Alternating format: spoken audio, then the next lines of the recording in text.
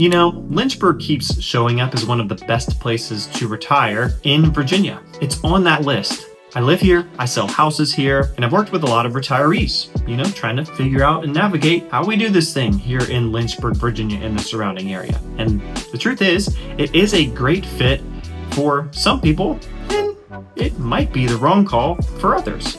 And the thing that surprises most of them isn't the mountains, the weather, or even necessarily the houses themselves. It's actually when we get into the nitty-gritty of talking about how prices work for them specifically. So let's talk about it. Here's what we're covering today. We're going to talk about healthcare in basics, taxes in basics, and specifically where should retirees land when it comes to geographically and house-wise. And of course, talking about some things that, searches online aren't really going to tell you. So section 1, let's talk about healthcare. Honestly, it's pretty simple here. Centra Health is the main driver of the healthcare system. They have Lynchburg General, Virginia Baptist, Bedford has their own Centra system. And we do have a pretty solid construction of specialty networks like oncology, orthopedics, cardiology. Lynchburg does have more specialist depth than probably most cities of its stature. But for anything beyond that, we're only a few hours from UVA that's going to be able to cover basically anything else, or even Charlottesville, which is only an hour away. UVA is about 2.5. So you're not isolated from serious medical care here. And this is a real quality of life thing that needs to be considered when you are moving here. A lot of retirees do like moving towards Bedford, as the saturation of the medical system there is a little bit less than it is locally here to Lynchburg, but you can pretty much make it work wherever you go. Now, taxes.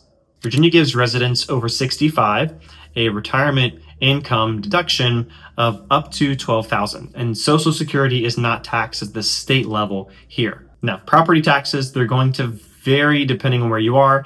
Inside city limits is always going to be more than if you go out into the counties. If you go north, east, or south, you're going to have a little bit less than if you were to go west towards Forest and Bedford. They're slightly higher than the other counties, and then Lynchburg is going to be almost double what the counties are. Obviously, we would talk house by house situation of what that's going to look like practically if you're paying cash or if it's looped into a mortgage.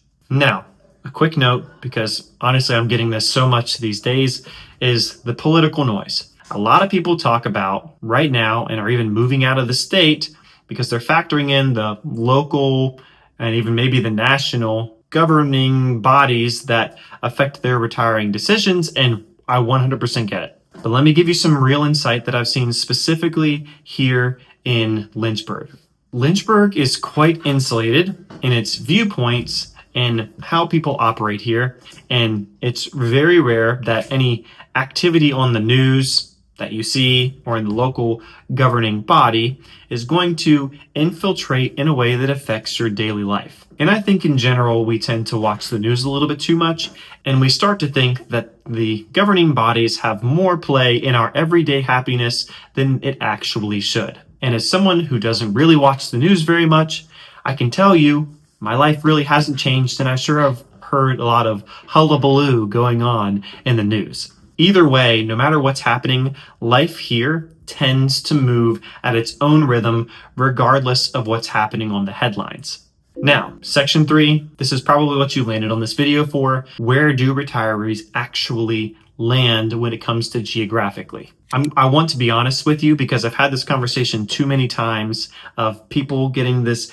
beautiful vision in their head, and I don't like crushing dreams later. I'd rather do it ahead of time. The most common thing that I hear retirees say is one of two things. They either want to be out way in the counties, private, no neighbors, they want land all around them, nobody looking. Or they want the opposite.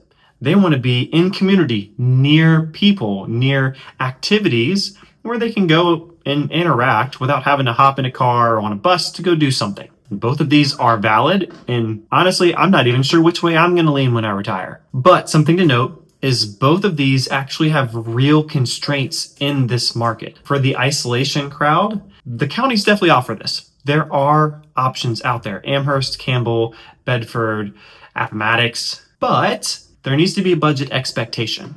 That $260 average price point we talked about, that's because the majority of ranch style homes in Lynchburg are in that $250 to $300 price point, and there's hundreds of them. So they're going to bring that median down. But if you want more land, because most of these ranch style homes are probably on half an acre or less, if you want more land and you want more home or something that's newer, because ranch style homes were built in the 60s and 70s, you're going to pay more. The barrier to entry for a new construction single level townhome is $350 minimum. So imagine when you get a house out in the county with more land, it's going to start adding up fast. So it's important that we set the expectation that this is not a cheap place to retire if you want all the bells and whistles. I find that people's budget expectations versus the reality is the number one confliction point when they are looking here, but honestly, just about anywhere. Even in an affordable market like Lynchburg, true privacy on acreage starts to add up fast because it's so desired by everybody, not just retirees.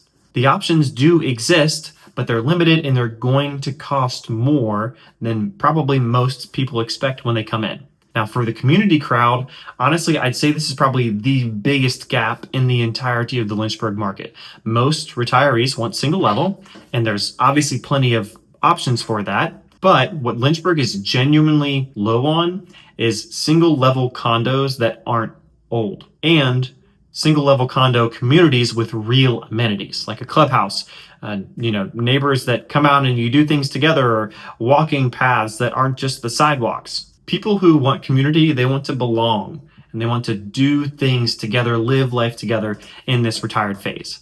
Now, Windhurst is investing heavily in this. Windhurst is already a hybrid community with a lot of walkable conveniences, and it already does have some retirees that live there, but they are investing about $80 million into something called the Summit Plan.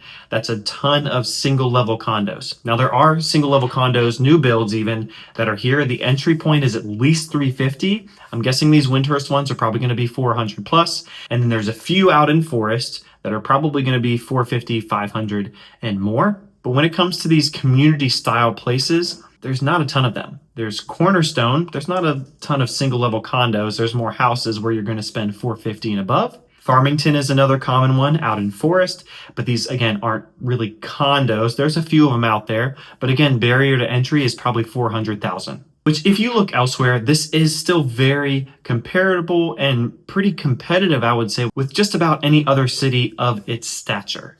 Now, if you don't need newer and you're okay with something that's a little bit older, Lynchburg poses a ton of more options. Like I said, ranch style houses are everywhere and they live in the 200 to 350. 350 is if it's updated and maybe it has a finished basement. And there's places in Boonesboro and even in Forest, if you need bigger or nicer or a little more charm, there's going to give you more options. But specifically, the gaps are low in inventory in the big time space and single level townhomes. Lynchburg is 6% below the average national average cost of living, and the median home price does sit around that 260 mark. But setting the expectations for you as a retiree is going to depend on what you want, and we talk about that up front instead of later once you've already started looking and start getting disappointed. Now, here's some things that the statistics and you searching elsewhere is probably not going to tell you. Lynchburg and the surrounding areas are a sweet place. I know it sounds simple, but it's genuine. Almost everyone who moves here from basically anywhere else says the same exact thing within a few months of moving here, that people here are just nicer. And that's not really something that shows up on any, retirement ranking, but it does shape your daily life more than maybe anything else on this list. Now, a few honest notes on lifestyle. You've got fresh market here, plus, plenty of other grocery options. You don't have to drive an hour for decent food. There are a solid number of local restaurants and even some local entertainment. But if you're coming from big city expectations with every ethnic cuisine on the planet, or maybe you want nightlife, this probably isn't the place for you. It's generally a little more quiet and it has enough to get what people want here. But if you need the big city pulses of Charlotte or DC, you're gonna have to go there to get those things, which isn't a bad thing. There's a lot of outdoor entertainment here because we have the mountains nearby. There's a lot of hiking. The pace here is deliberate, and for the right retiree, it might just be the right pace. So in summary, if you want slower pace, kind neighbors, all 4 seasons, access to the outdoors, and you're realistic about your housing budget, then this is going to fit well, especially if you're open to maybe getting an older home. You might even be able to get on a budget. But it's probably not going to be a fit if you need maybe a very specific, regular medical department, or maybe if you want a wide variety of ethnic foods or active nightlife, or if you are expecting a single level new construction townhome to be under $300,000, that probably means it's not for you. If you're trying to figure out whether Lynchburg is actually the right retirement town, not just, what looks good on paper, obviously we can talk, you and I can talk and figure out what is going on in your situation. What do you need? And does Lynchburg actually fit that need? Thank you again for checking this out. I obviously have some other videos with more breakdowns if you're curious, but maybe the best thing to do is just talk soon.